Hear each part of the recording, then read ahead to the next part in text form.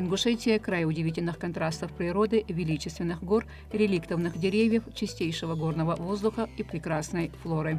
Редко где еще можно встретить столь необыкновенное разнообразие на такой небольшой территории, как здесь. Особо ценным объектом культурного наследия региона является Жайрахско-Асинский государственный историко-архитектурный и природный музей-заповедник, который указом президента Российской Федерации объявлен объектом исторического и культурного наследия федерального значения. Наличие редчайших, не имеющих аналогов в мире памятников старины, фортификационных сооружений, жилых, боевых, полубоевых, сторожевых башен, замковых комплексов, святилищ, склепов и мавзолеев придает особую ценность этому поистине удивительному краю. На данный момент в Горной Ингушетии насчитывается около 160 историко-архитектурных памятников, каждый из которых имеет свою историю, свои предания и легенды. Со временем большинство башенных комплексов были частично или полностью разрушены. И сегодня в рамках договоренности главы республики Махмуда Али Калиматова и Михаила Гуцариева благотворительный фонд «Сафмар» взял все расходы по реконструкции башенных комплексов, более 60 из которых уже профинансированы.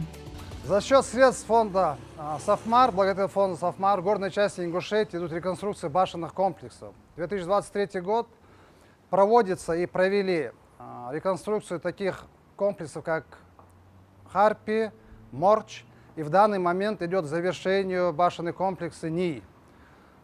Также планируется на следующий год проектные документы и разрешительные документы готовы. Такие комплексы, как Дашлаке, Пуй, Лялах, Пялинг и других. На сегодняшний день фондом «Сафмар» оплачено более 60 объектов. Также на следующий год планируется сделать, уже начали работы по проектированию, оплата тоже уже произведена. Такие комплексы, как Эбан, потом Ляновские башни, Солтхой, Тумхой, проекты тоже уже начали, работы ведутся. То есть в горной части Ингушетии на следующий год такой обширный вид работы будет произведен за счет фонда «Сафмар». Планы «Сафмар» произвести реконструкцию, ремонт полностью горной части Ингушетии всех башен. То есть люди, у нас на сегодняшний день идут много обращений, фонд «Сафмар» на имя Михаила Саварбековича Гуцариева помочь реконструкции, восстановлению башенных комплексов. Разные роды, люди, тейпы обращаются с этой просьбой, чтобы сделать реконструкцию. По мере поступления их просьб мы подключаем проектные компании, они производят проекты, разрешительную документацию полностью всю делают. И приступаем уже непосредственно к видам работ, то есть строительству. Для реконструкции башенных комплексов задействованы проектировщики из Санкт-Петербурга. На данный момент полным ходом идет реконструкция башенного комплекса НИИ. Это первый комплекс, с которого начала наша компания проектные работы в Республике Ингушетия. И, соответственно, в прошлом году мы разработали проекты на 4 боевых и 2 жилых башни. Прошло меньше года после того, как они были отреставрированы. И, соответственно, сейчас мы можем видеть, как следующие 6 уже только жилых башен, тоже по сделанным и согласованным проектам, проходят реставрацию. Здесь есть еще порядка 7 башен, которые можно отреставрировать, поэтому надеюсь, что это будет 3-й этап для данного комплекса. Соответственно, мы очень плотно работаем с компанией «Сафмар», встречаемся с ее представителями и в Ингушетии, и в Москве. И за последние полгода было разработано несколько проектов, часть из которых реализуется в данное время. Собственно, повторюсь, это комплекс НИИ. Практически закончены работы на комплексе Морч и комплексе Харпи. Ждут реставрации сделанные и согласованные проекты по части башен из комплексов Пялинг, Пуй, Лялах, Кели, Дошакле.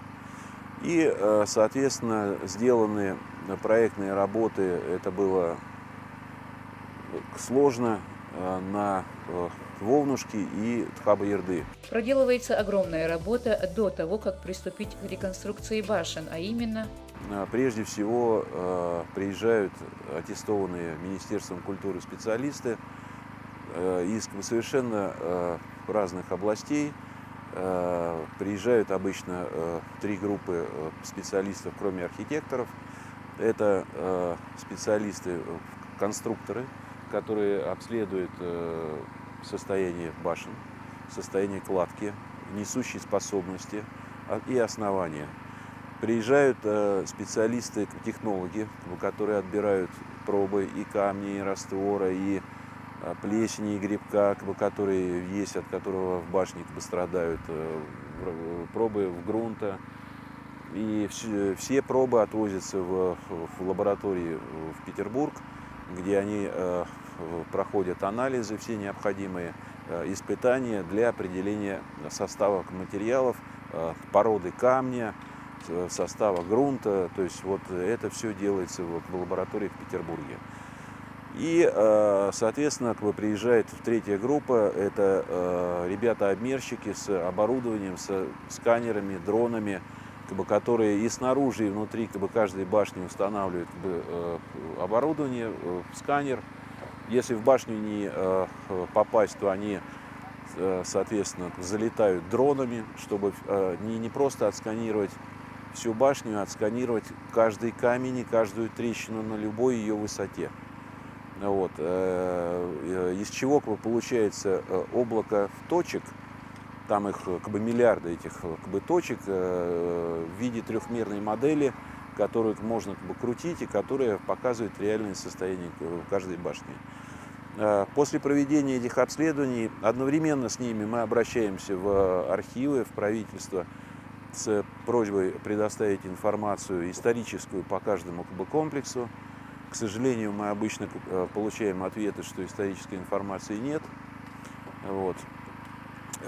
После чего, соответственно, разрабатываются проекты реставрации. И на любой проект реставрации, включая все исследования, мы обращаемся к аттестованным Министерством культуры специалистам, которые оценивают нашу работу, пишут историко-культурную экспертизу на проект, соответственно, ставят электронные подписи, что говорит о том, что проекты в каждой башне остаются не только в Ингушетии, они в электронном виде есть и в Петербурге, и в Министерстве культуры в Москве.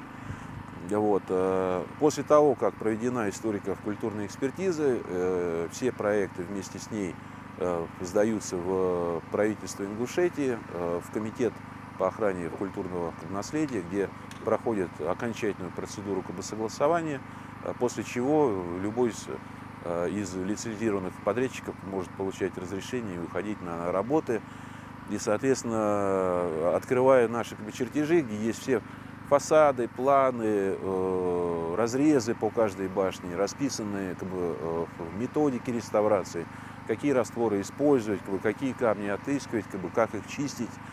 Любому подрядчику должно быть все понятно. И, соответственно, вот в данном случае работает профессиональный подрядчик. Я обычно прилетаю 3 раза в месяц, я объезжаю все стройки, контролирую правильность и соответствие проектным решениям, смотрю, какие растворы и материалы используются. Ведутся также и внутренние работы, где, по словам подрядчика, соблюдается вся техника изготовления раствора, близкого к оригиналу. Внутренние работы мы провели очистку. После как восстановили стену, проложили деревянные перекрытия. Деревянные перекрытия обработали несколькими антисептиками и растворами, которые прилагаются у нас обязательные в проектно-сметной документации.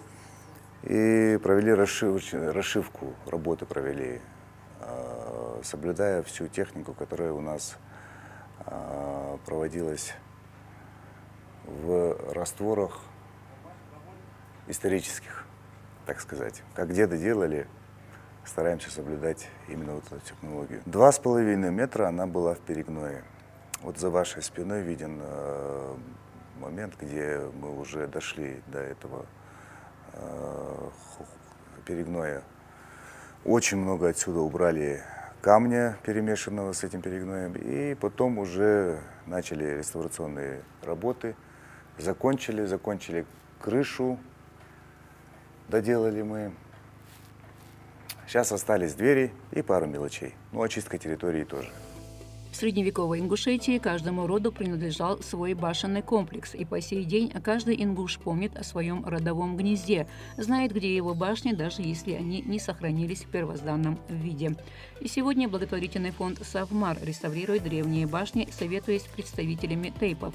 Более того, работы ведутся только после заключения соглашения с соответствующими службами, которые отвечают за сохранность исторического наследия ингушского народа.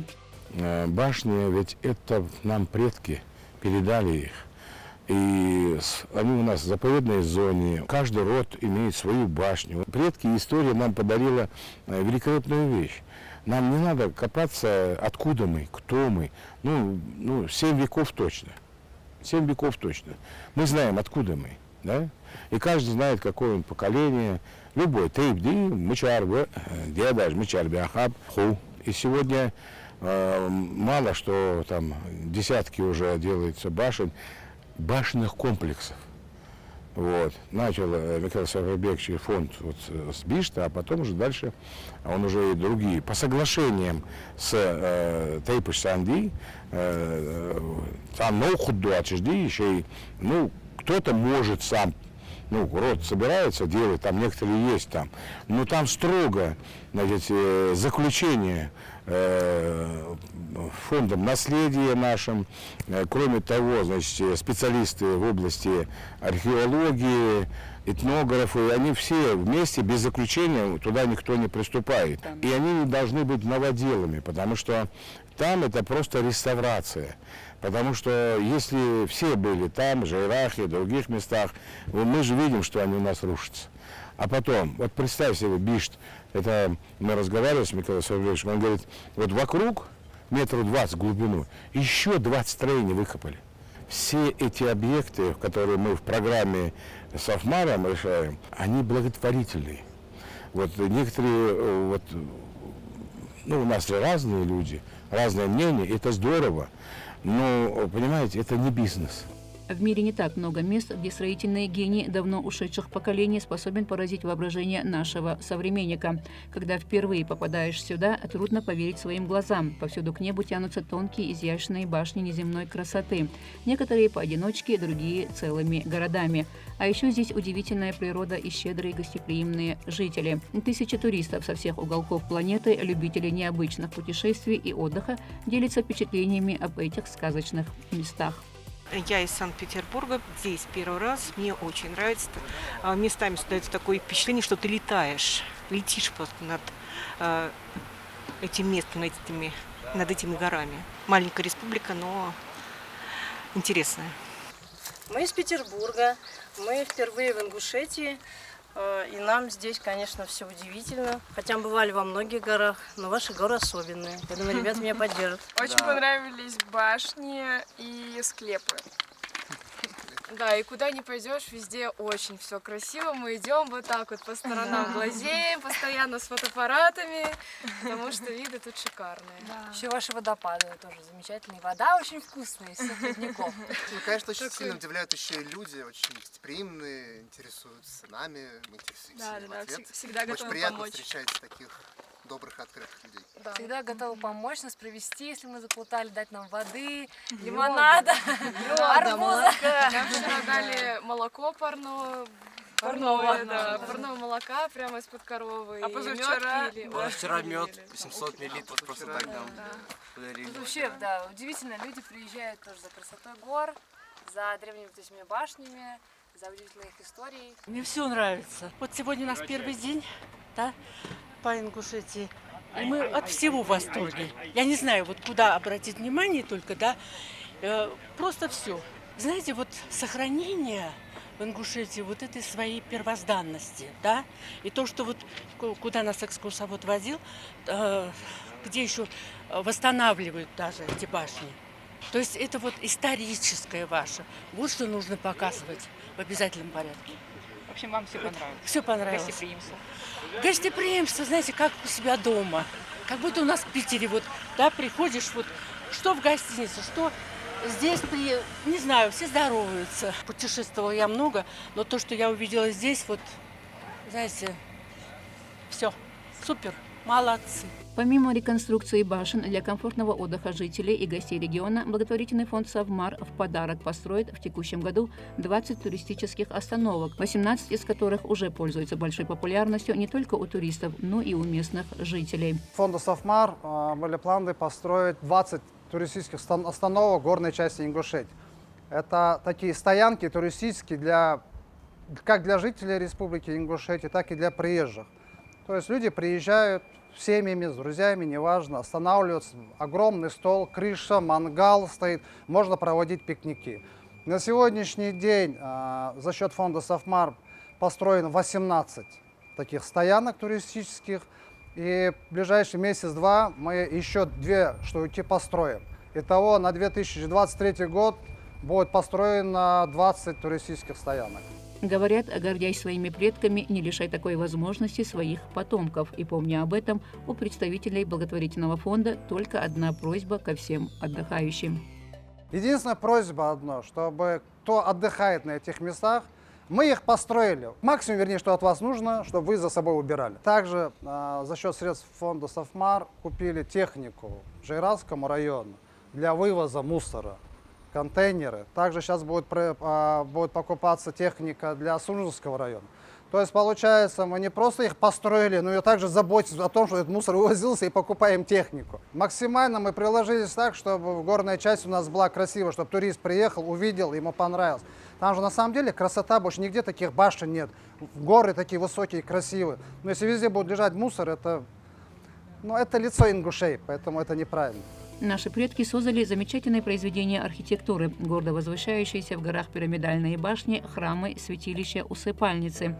Величественные башенные поселения с жилыми, полубоевыми и боевыми башнями, святилищами, склепами и целыми некрополями густо покрывают вершины гор и ущелья рек Армхи и Асы. Великий российский ученый Михаил Ломоносов в своем научном труде об истории сказал: «Народ, не знающий своего прошлого, не имеет будущего». И сегодня Махмуд Али Калиматов и Микаил Гуцариев прилагают все усилия, чтобы в первозданном виде сохранить и увековечить историю своих предков и передать ее потомкам.